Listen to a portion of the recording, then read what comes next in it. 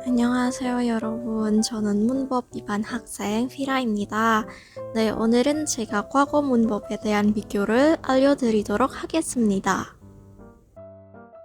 Ada 3 bentuk tata bahasa yang akan dibahas, yaitu en, don, dan at-oton.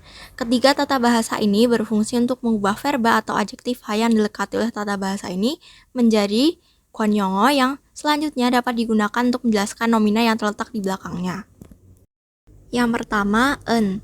Tata bahasa en digunakan ketika mengungkapkan sebuah fakta atau kejadian yang terjadi di masa lampau.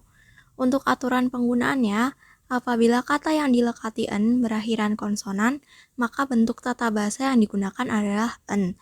Namun apabila kata berakhiran huruf vokal, maka bentuk tata bahasa yang digunakan adalah nien. Yang kedua ada ton. Tata bahasa ton digunakan ketika memikirkan kembali dan berbicara tentang kejadian di masa lalu.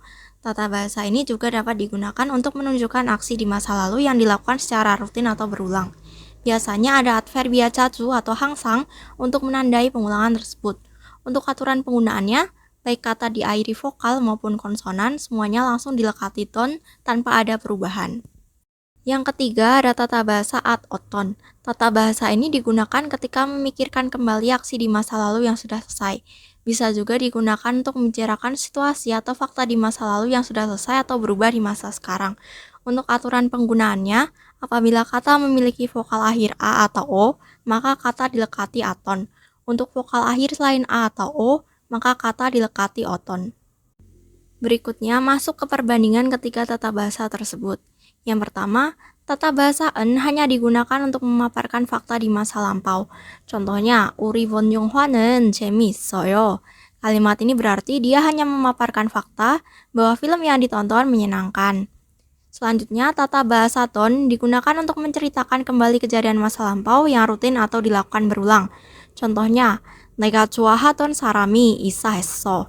Yang artinya, orang yang dulu aku sukai pindah rumah. Kata 좋아하다 dilekati don karena menunjukkan bahwa perasaan sukanya berlanjut sampai titik tertentu, tidak hanya sekali ataupun 2 kali. Yang ketiga ada tata bahasa at-oton yang digunakan ketika mengingat aksi masa lalu yang hanya dilakukan sekali atau 2 kali. Contohnya, 그것은 졸업날 때 내가 받았던 선물이야. Itu adalah hadiah yang aku terima pada hari kelulusan. Kata bata dilekati oleh aton untuk menunjukkan bahwa ia menerima hadiah sekali, yaitu pada hari kelulusannya.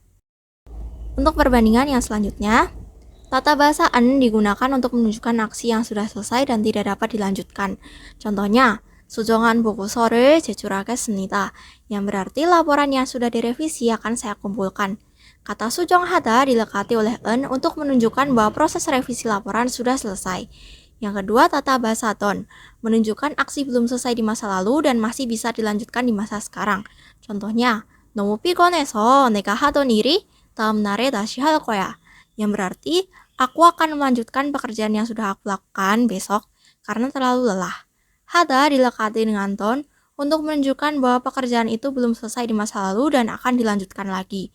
Yang terakhir, tata bahasa at-oton. Digunakan ketika aksi sudah selesai di masa lampau, akan tetapi situasi atau fakta bisa saja berubah di masa sekarang. Contohnya, 2020년에 갔던 공원이 이제 백화점이 됐다. Yang berarti, taman yang pernah aku kunjungi pada tahun 2020 kini berubah menjadi pusat perbelanjaan. Di sini ditunjukkan bahwa ia pernah mengunjungi sebuah taman pada tahun 2020. Namun di masa sekarang, ternyata taman itu mengalami perubahan menjadi pusat perbelanjaan. 네, 그것은 바로 세계과학 문법에 대한 비교입니다. 여기까지 마무리하겠습니다. 감사합니다.